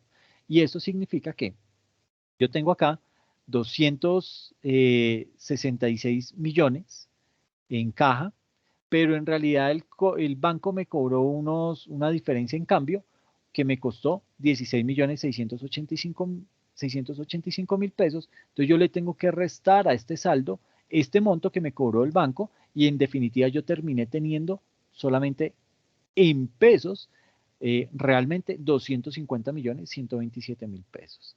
Esta es, digamos que la dinámica que se sigue cuando hacemos conversión de dólares a pesos colombianos. ¿Ok? Hay que siempre contemplar que sobre esos montos, pues el banco nos va a cobrar una diferencia en cambio y pues digamos que eso lo tenemos que calcular para poderlo contabilizar. Entonces, frente a este tema, y ya me devuelvo para mi diapositiva, entonces digamos que frente a este tipo de situaciones que se pueden llegar a presentar, pasa una cuestión muy particular, y es que, digamos que la entidad, y ya como análisis de este caso práctico, podemos concluir que la entidad mantiene efectivo en una cuenta en dólares, o sea, tenemos una cuentica ya de 73.320 dólares, que equivale, ya no, digamos que realmente con la tasa equivale a 266 millones, pero como me hicieron un cobro de 16 millones, entonces solamente me queda un saldo de 250 millones. Pero yo sigo teniendo esa cuenta activa en el exterior, ¿ok? Cuando tengo esa cuenta vigente o esa cuenta activa en dólares, para efectos contables, las operaciones se reconocen por lo general a la TRM del día en que se realizó la operación. O sea, de enero 8, 11, 15, 28, 31. Pero para efectos fiscales, tenemos que considerar la diferencia en cambio no realizado. O sea, estos 16 millones que nos cobraron, tenemos que contemplarlo. Entonces, básicamente, el extracto en dólares y en pesos corresponde con lo siguiente. Digamos que para efectos contables, la diferencia en cambio por la cuenta en el exterior correspondió a un gasto de 16.685.175 pesos, el cual no se considera realizado para efectos fiscales, por lo cual se genera una diferencia. ¿Cuál es esa diferencia? Pues que yo voy a tener el saldo en contabilidad, el saldo neto, los 250.127.514, que fue el saldo con el que cerré acá, con el que cerré el mes, 250.127, pero desde la parte fiscal o según la declaración de renta, mi saldo no es 250, sino son 266.812.000. ¿Ok? ¿Por qué? Es este el saldo que me toma. ¿Listo? Esto todavía no se ha materializado, entonces yo todavía no lo puedo descontar, pero ya lo causé.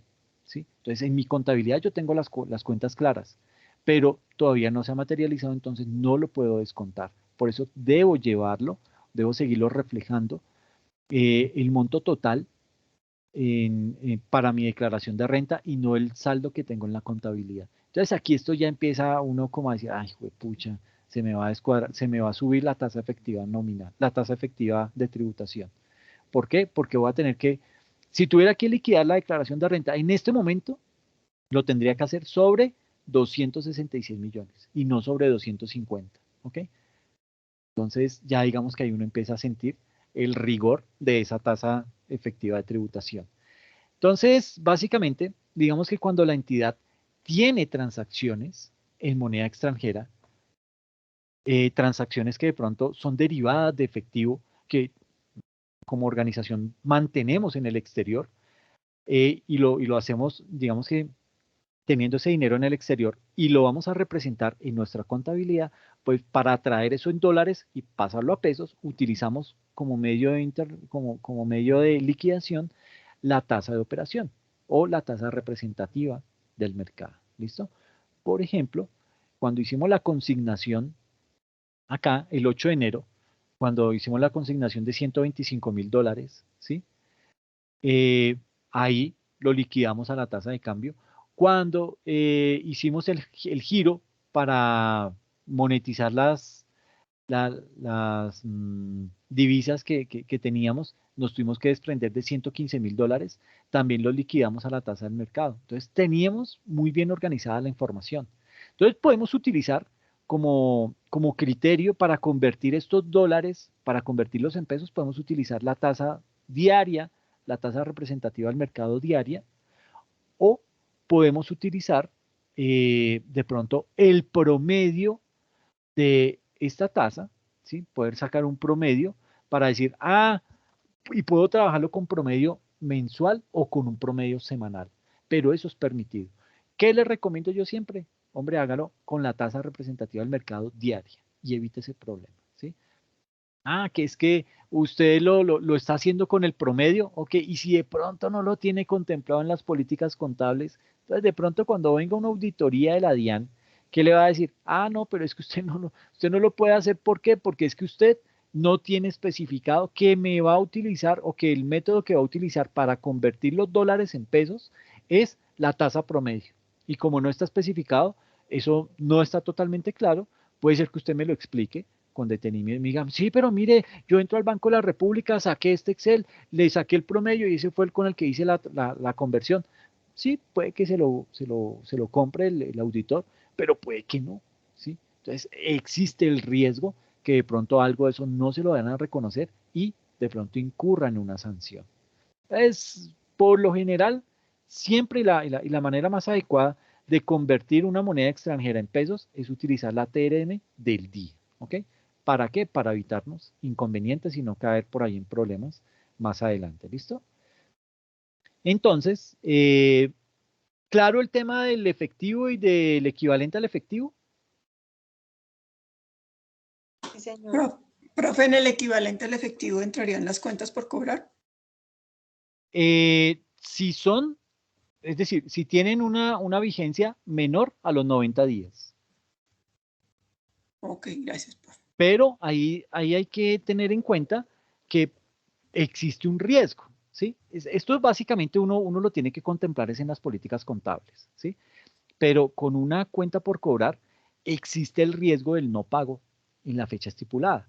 Entonces, digamos que aquí se busca que el efectivo y el equivalente al efectivo se mantenga por lo general con las cuentas que estamos manejando de caja, bancos y aquellas inversiones que tienen un vencimiento menor a 90 días. Entonces, eso es lo que nos dice la norma, ¿sí? Yo no contemplaría las cuentas por cobrar dentro del efectivo y el equivalente al efectivo, por el simple hecho del riesgo que me genera que de pronto no haya un pago. Que eso, digamos que no es fácil, no es 100% monetizable esa cuenta de cobro o esa factura.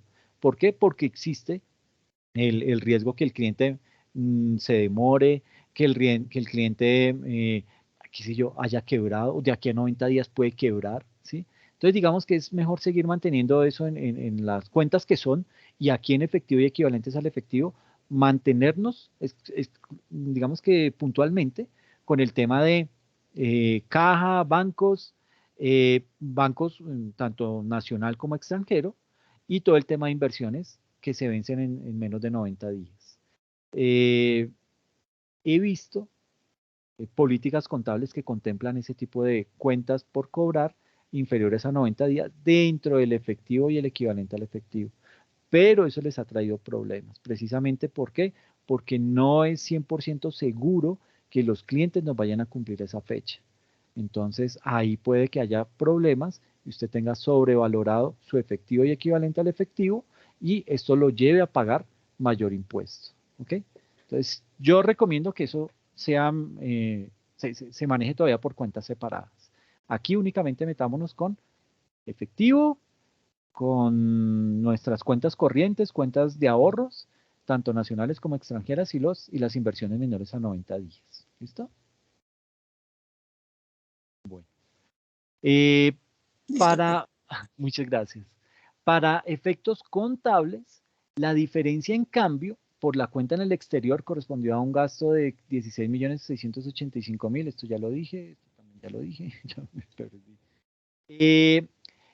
Y aquí viene una parte que es bien interesante y es lo que se denomina el impuesto diferido. Este impuesto diferido es bien extenso, no me voy a centrar mucho en él, lo vamos a explicar así muy superficialmente. Ese es un tema que es muy grueso, es un tema que básicamente da para un curso específico, ¿sí? Pero pues aquí lo vamos a contemplar desde una parte muy superficial, pero digamos que simplemente para efectos de cálculo, ¿ok? Entonces, digamos que la diferencia entre el saldo según la contabilidad y el saldo según la declaración de renta, que es este saldo, los 250 millones, difieren de estos 266 millones. Esto es la contabilidad y esto es lo que tendríamos que declarar en nuestra declaración de renta. Entonces, esa diferencia eh, genera una diferencia temporaria, es decir, una diferencia temporal deducible. ¿Y qué es? El importe en libros del activo es menor que la base fiscal. Entonces, digamos que tenemos el importe en libros que está hoy es de 250 millones y la base fiscal es de 266 millones. Y la diferencia es 16.685.174 pesos con 88 centavos, lo que implica reconocer un activo por impuesto diferido de la siguiente manera. Entonces, simplemente se contempla acá cuál es el importe en libros del efectivo, 250 millones, 127.514. La base fiscal del efectivo, 266 millones, 812.688. Estos dos valores pues vienen del slide anterior. Entonces la diferencia entre estos dos es de menos 16.685.174. Es la tarifa que le aplica a este monto de los 16 millones por impuesto diferido es del 31% y eso equivale a 5.172.404 pesos. ¿Listo? Esa cifra la vamos a necesitar después, pero digamos que esto simplemente lo voy a dejar ahí enunciado como para que lo tengamos en cuenta, porque lo vamos a necesitar para el ejercicio. En muchos apartes que vamos a manejar de la declaración de renta, vamos a tener que calcular ese impuesto diferido, pero no les quiero decir nada todavía porque los puedo confundir. Más bien lo vamos a ver en una sesión aparte, así sea un día que solamente le dediquemos al impuesto diferido, para que ustedes tengan la noción clara de cuál es el impacto que tiene ese impuesto diferido en la contabilidad y sobre todo en la parte tributaria. ¿Listo?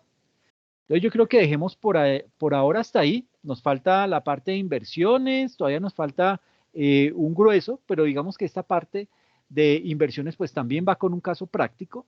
Va también todo lo que tiene que ver con inversiones en instrumentos de patrimonio, eso nos toca mirarlo. De pronto no con tanto detenimiento, pero sí con algún grado de profundidad, con el ánimo de ver sobre todo el impacto que tiene desde el punto de vista del ejercicio, de los casos prácticos y la interpretación bajo NIF, ¿ok? Y luego nos metemos ya específicamente con la pregunta que me hacían de cuentas por cobrar para poder determinar cuál es el impacto que eso tiene en la declaración de renta, ¿listo? Y ahí pues nos vamos a tener que mirar, meter con temas de cartera, ¿sí? Vencimientos de cartera, qué se hace con esa cartera morosa, qué tanto nos puede golpear y luego damos el paso a inventarios. El tema es grueso, ¿sí? Pero yo creo que vale la pena hacer el esfuerzo, muchachos. Entonces, el mensaje que les quiero transmitir hoy es no desfallezcamos, saquemos esto adelante. Yo sé que nos va a llevar varios sábados adicionales, pero quiero hacer el esfuerzo porque vale la pena y porque sé que les va a servir todo esto que vamos a ver acá para los siguientes cursos que van a seguir desarrollando a lo largo de su carrera. Entonces, creo que es un esfuerzo que vale la pena seguir intentándolo. ¿Listo? Entonces, nos vemos el sábado. Sí, señora, a las 4, ¿no? De 4 a 6. De 4 a 6 de la tarde. ¿Listo? Sí, señor. Yo tengo el teléfono. Ay, a mí me dieron el teléfono del sábado. El mío. De Claudia. Claudia. Perdón, es que soy el peor con los nombres. Entonces, Claudia me dio el teléfono. Si algo, que yo sé que no va a pasar nada porque ya no tengo que hacer nada el sábado, pero si alguna cosa llegase a pasar, yo le escribo a Claudia para que ella les comente. Entonces, porfa, como para que se creen un grupito y lo tengan ahí, pero estoy plenamente confiado que no va a haber ningún problema y podemos seguir desarrollando este tema porque es bien interesante. ¿Listo? Profe, Dime. para cambiar de tema. Sí. El examen para este fin de semana, ¿cuándo estaría en plataforma, profe? Tenemos entrega de actividad ahorita el fin de semana y supuestamente, de acuerdo a lo que usted nos ha dicho, tenemos el ejercicio, el taller y un examen, ¿no? Sí, exacto. Entonces, yo aspiraría a que el examen estuviese listo el sábado, tipo 9 de la mañana. Perdón. Perdón. Que estuviese listo el sábado a las 9 de la mañana para que lo puedan contestar sábado y domingo. ¿Listo? Ok, gracias, profe. Igual no es tampoco tan extenso ni mucho menos, pero sí vamos a contemplar cositas que hemos hablado en las sesiones sincrónicas más el material que está publicado en plataforma, ¿ok? Listo, profe. Bueno, ok.